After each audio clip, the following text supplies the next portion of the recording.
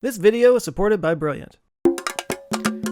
In the fall of 2015, a man named Jim Puckett was trying to solve a mystery. He had put a tracking device in a computer monitor and then dropped it off at a recycling center and then watched to see where it wound up. And according to the GPS coordinates, it wound up in Hong Kong. This was not supposed to happen, and he needed to find out why it did. Jim is the head of a group called Basel Action Network, or BAN, and he knows that e-waste often changes hands many times, going from recycler to recycler before eventually getting stripped down for parts and basic metals, often in foreign countries and often illegally. And it's his job to track down the worst offenders. So he tracked backwards to find all the different places that the monitor stopped along the way, and the last place that it stopped before it went over to Hong Kong shocked him. It was a company called Total Reclaim.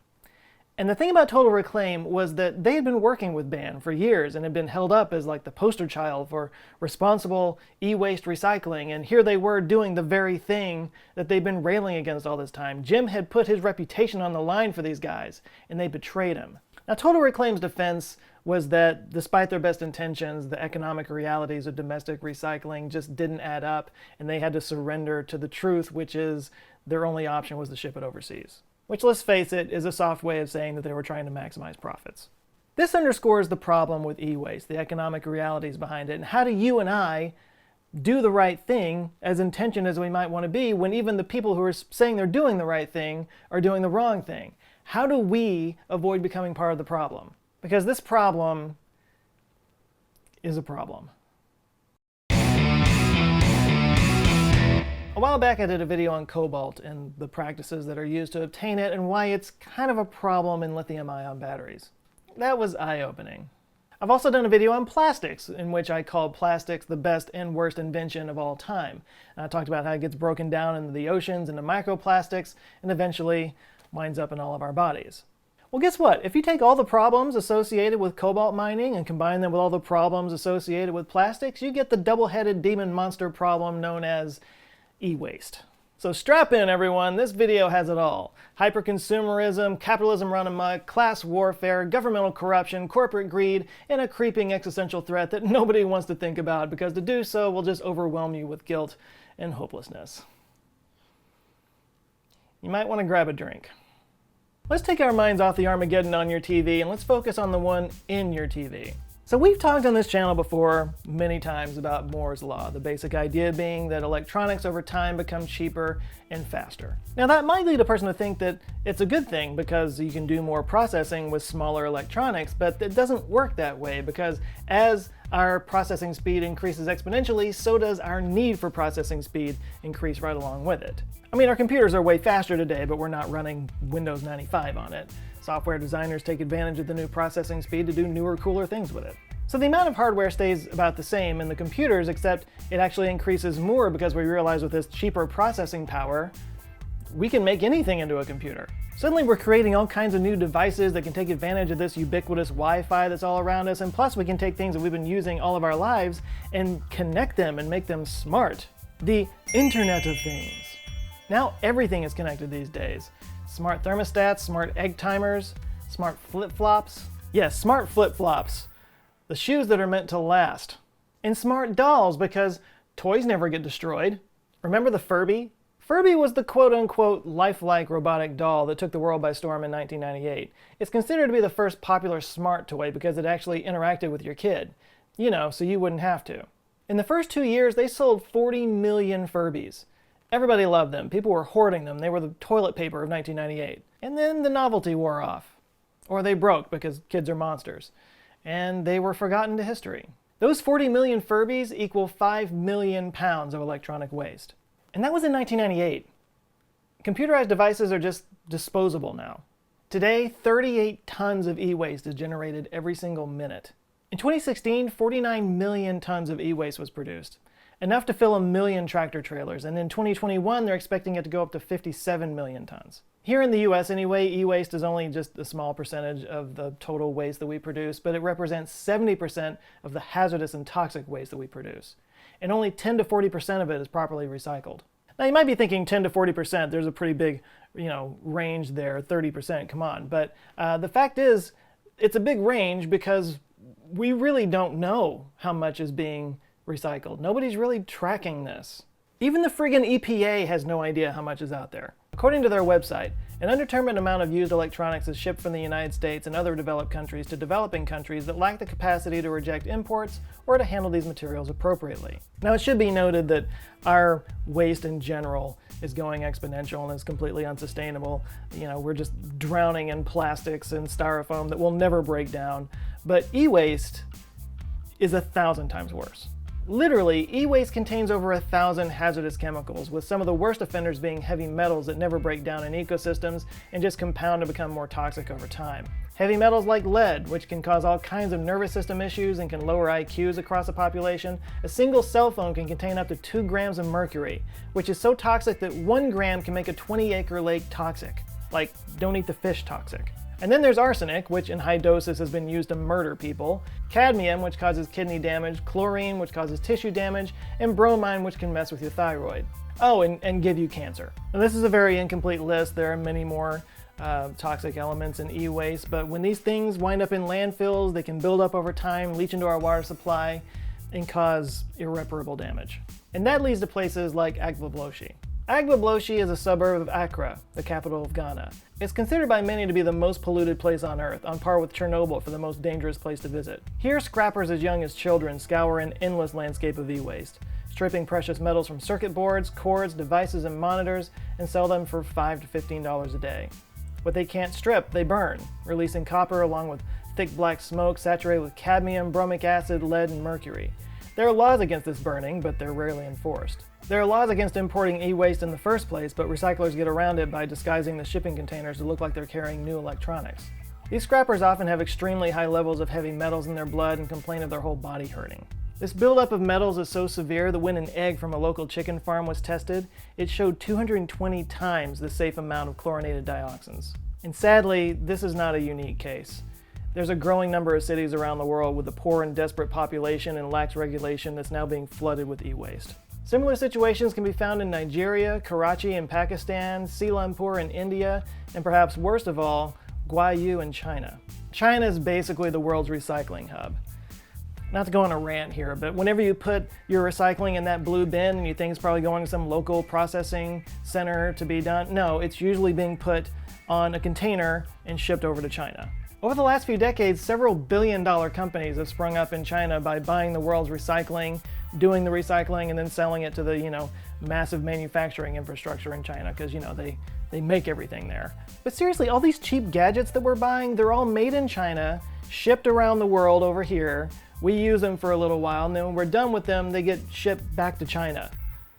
Do you really think you're paying for all the resources involved in that cheap little gadget? Anyway, they were eventually overwhelmed by all the waste that was coming their way from around the world. So actually last year in 2019, China banned the import of e-waste and plastics. That's how much of an environmental problem this is. China actually did something about it. But before this, China imported nearly 70% of the world's e-waste, and most of it wound up in Guayu. Guayu is 52 square kilometers of solid, loosely regulated e-waste, picked over by around 150,000 scrappers, making around $1.50 a day. 40% of pregnancies in Guayu end in a miscarriage. Cancer rates are through the roof. And drinking water has to be trucked in because the river and water table are so heavily tainted with lead, mercury, and cadmium. A river that flows into the ocean. So that's swell.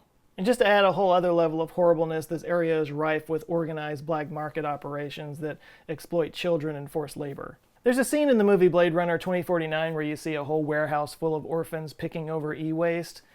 Yeah, that dystopian future is already happening, so. Yay, we're ahead of schedule. And this can be lucrative.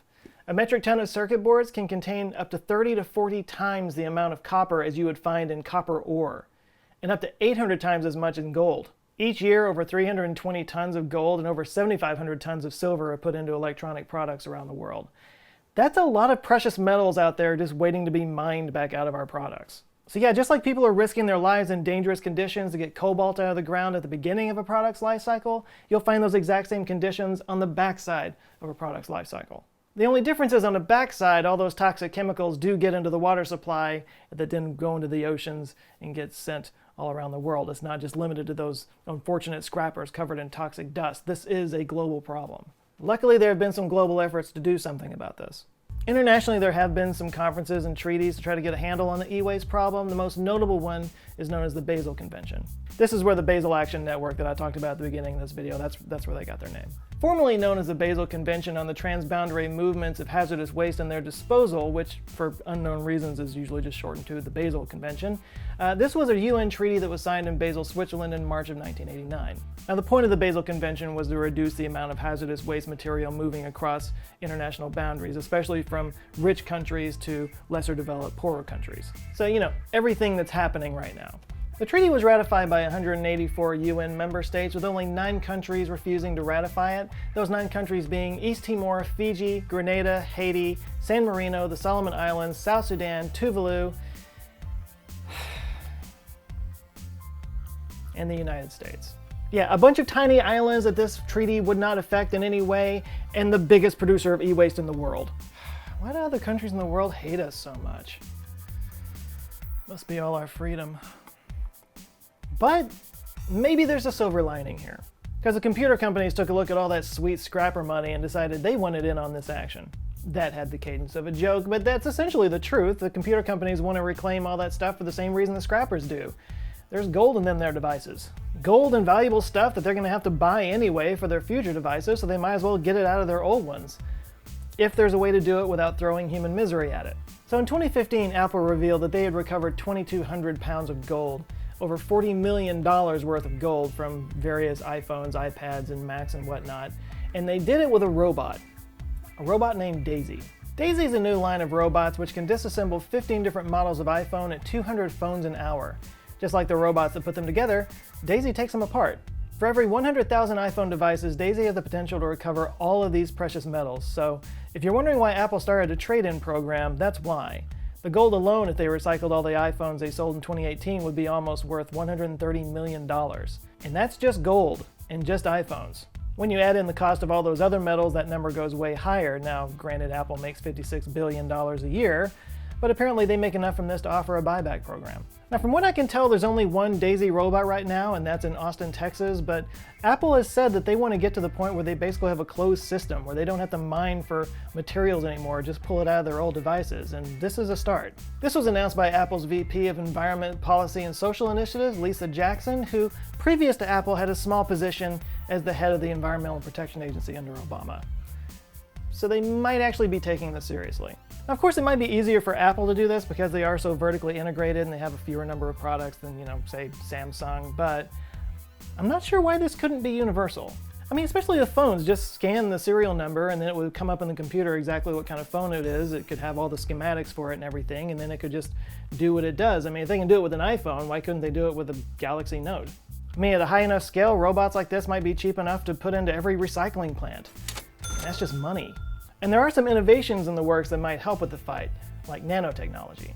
A company called Nth has developed a process that passes electricity through carbon filters to target and extract certain elements. Elements like nickel and manganese, cobalt in batteries, and neodymium in cell phone speakers. The idea is that this is something that could be easily integrated into existing recycling plants, making them far more profitable, like 80% more profitable. And of course, the more money you can make doing this, the more people are going to do it. Another way to tackle this is with microbes, in a process called biometallurgy. Mint is a company out of New Zealand that's engineering microbes that can pull precious metals out of a solution. Basically, they grind down the circuit boards, suspend them in a solution containing these microbes, and out of that they can extract gold and copper. Who would have thought genetic engineering would be part of the solution? Or sound waves, for that matter. Ronin 8 is a company that uses low-frequency, high-amplitude sound waves to separate metals in circuit boards from the non-metals in a cheap and efficient manner. With more technologies making the recovery of precious metals easier than ever before, could this be the new gold rush? In the American gold rush, people uprooted their families and moved all the way across a continent just trying to find where the gold was. The difference today is we know where the gold is. I also kind of wonder what the gold miners of the past would think if they knew that we were just literally throwing away gold all the time. All right, so let's just say you're a human and you're watching this video and you look around the room and you realize, holy crap, almost everything I have has some kind of electronic component in it, and I don't want to be part of the problem. Tell me, Joe, what do I do? Well, first of all, calm down. The first thing is, if it still works and somebody else can get some kind of use out of it, why not donate it? Here in the United States, people donate a lot of things to Goodwill. Well, Goodwill actually has specifically a program for electronic waste known as Reconnect, where they actually give it to refurbishment companies that put it in good shape and then donate it to communities that are underserved or could use it. There are also more specific organizations like Cell Phones for Soldiers that obviously give cell phones to soldiers overseas to help them connect with their families. There's also Gazelle.com, which will take and sometimes even buy your old cell phones or tablets, computers, whatnot, and either sell them to somebody else or find a responsible recycler that will take care of it in an appropriate way. But if it's easier for you to just go drop it off somewhere nearby, check out eStewards.com. This is actually an initiative by the Basel Action Network. You just enter your city and your zip code, and eStewards will point you to a place that you can drop off that meets band standards so that you know it's going to be recycled appropriately. And Apple, as I said before, has a recycling program. I'll put the little website right there. Really all you do is you just put the serial number of your product into a field, and then if you can make some money off of it, they'll buy it from you. If not, they'll just give you a little shipping label you print out and you just send it in to them. And last but not least, you might just call up your local electronics store. Many of them do have recycling programs, and they do actually make an effort to do it responsibly. Best Buy is a good example. They actually say on their website that they don't ship anything overseas. Now, they have not been, certified by ban or anything, but in the worst case scenario, it's an option. And if you really want to get serious about the problem of e-waste, maybe go to the Basel Action Network website and join the fight to create some kind of national standard for e-waste. Because right now, one of the biggest problems in the United States is the whole patchwork of systems across all the states. And if you want to know just how patchwork we're talking about here, only 25 of the 50 states have any kind of e-waste laws at all. Or maybe start talking about the US actually getting on board with the Basel Convention finally. Talk to your representatives about it and the candidates running against them. It is an election year after all. Nothing else of importance going on right now. When it comes to e-waste and plastics in general, we tend to have a very out of sight, out of mind attitude about it. But that doesn't make it out of existence. It'd be nice if it were true, but it's just not. The future that we all want to live in is one where we get as close as possible to a closed system, one where products are designed with the end in mind, and advancements in recycling make it possible to reclaim all the materials in it and put it right into a new product. And maybe we'll get there someday. But for now, it all just starts with awareness and just doing what we can to try to do the right thing with these gadgets when we're done with them. We need to go from being out of mind to being mindful. And if you want to know more, I'll put links in the description down below. But let me ask you, have you ever taken apart an electronic device just to see how it works? If so, you might be curious enough to check out the Computer Science Fundamentals class on Brilliant. I mean, all these electronic parts are there for a reason, right? In this course, you can get a handle on the basics of how computers work through 14 interactive quizzes that teach you everything about binary search, decision trees, indexing, and programming that you always wanted to know, but were too afraid to ask. Whether you're an experienced coder or a passive user, this course will give you new insight into the devices that make our modern life possible. I mean, seriously, our entire life revolves around these things. It might not be a bad idea to have some basic understanding of how they work. And from there, you can learn more about algorithms in the Algorithm Fundamentals class and work your way up to neural networks. And that's what's fun about Brilliant. You can go as deep into a subject as you want, and you can do it through fun puzzles and games that help you to learn through problem solving, which is a brain muscle that will help in all other areas of your life as well. And it's not just computer science, there's advanced math, physics, probability, and statistics, everything that nerd inside of you ever wanted to know. You can sign up at brilliant.org/answerswithjoe and get free access to their weekly brain puzzles and teasers. And if you want to sign up for the premium subscription that gives you access to all their courses, you can go there and get 20% off your subscription for life. Brilliant's really cool. If you haven't ever gone and checked it out, you should really do that. Brilliant.org/answerswithjoe, links in the description. All right, big thanks to Brilliant for sponsoring this video, and a huge shout out to the Answer Files on Patreon that are supporting this channel, helping me grow a team, forming a community, and just overall being awesome. There's some new people that have joined. Let me murder their names real quick. We got Jean-Francois Chiquet, terrible, Pierre O'Connor, Mary Sutherland, John Brady, Elizabeth Gagnon, Mina71, Kobe Lede, Rain, Leah Bass, Stronghold Mizunaki, Michael Collier, Tara Hoover, Mauricio Sanchez, Omar De La Rosa, Par Boglin, Kyle Coker, Robert Keller, and Ava R. Quinn. Stumbled through some of those. Thank you guys so much. If you'd like to join them and get early access to videos, more access to me, and just other kind of fun exclusive live streams and stuff, you can go to patreon.com/answerswithjoe. T-shirts available at the store at answerswithjoe.com/store. I thought this was appropriate. We have the earth. We're trying to protect the earth here. Heavy metals as they sink down to the bottom, as you can see there. Lots of other really cool stuff. There's hoodies and mugs and posters and all kinds of fun, cool, nerdy designs. There's some new stuff I need to get out there. But yeah, it's at answerswithjoe.com/store. Go check it out. Please do like and share this video if you liked it, and if this is your first time here, maybe check out this one, because Google thinks you'll like this one. Google thinks that's your jam. There's others down here on the sideline that you might want to check out, and if you do like them, I invite you to subscribe. I come back with videos every Monday. All right, that's it for now. You guys go out there, have an eye-opening rest of the week. Stay safe, and I'll see you next Monday. Love you guys. Take care.